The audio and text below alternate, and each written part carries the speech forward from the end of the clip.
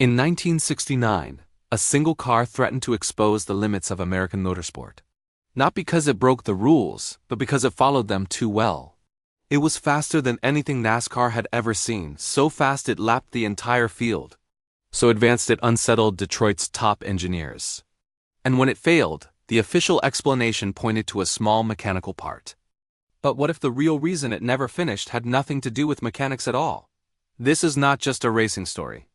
It's a story about innovation, control, and what happens when one man builds something the system isn't prepared to allow. To understand what happened at Talladega in 1969, you have to understand Henry "Smokey" Yunick. Smokey wasn't simply a mechanic. He was a problem solver with a rebellious streak and a deep understanding of physics. He believed rulebooks weren't limits, they were puzzles.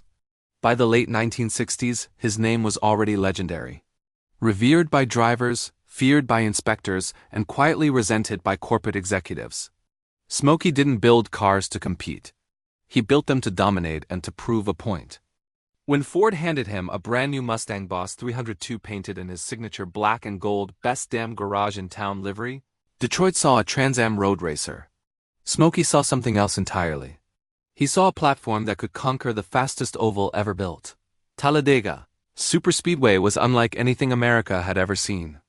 2.5 miles of raw speed, steep banking, and straightaways so long they punished both machines and nerves. Most cars struggled just to survive there. Smokey's plan wasn't to survive, it was to rewrite what was possible. He stripped out fragile magnesium components and replaced them with steel, trading lightness for strength. He engineered vented steel wheels to cool the brakes. A concept that would later become standard in performance racing. Then he attacked the engine.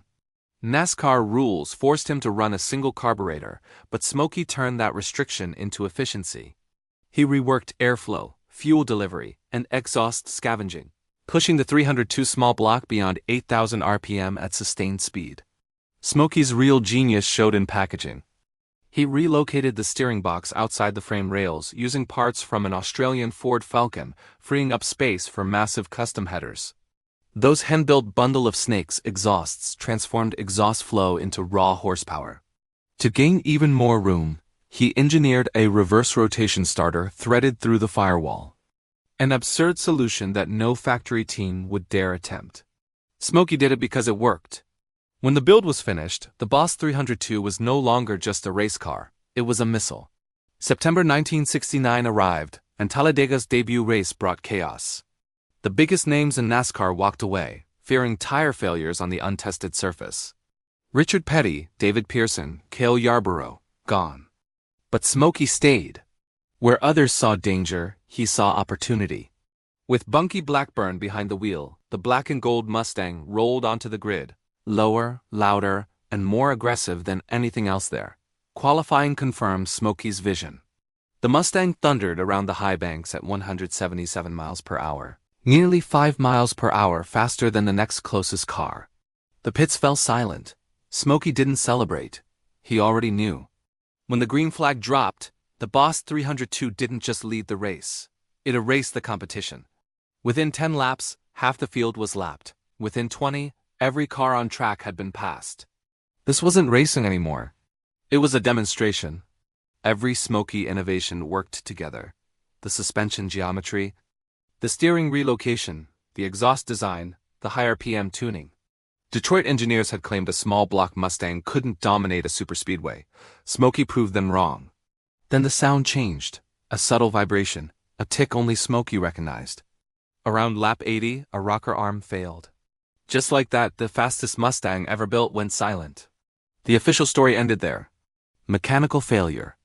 Bad luck, race over. But behind the scenes, something else happened. Smokey's Mustang had embarrassed factory-backed teams.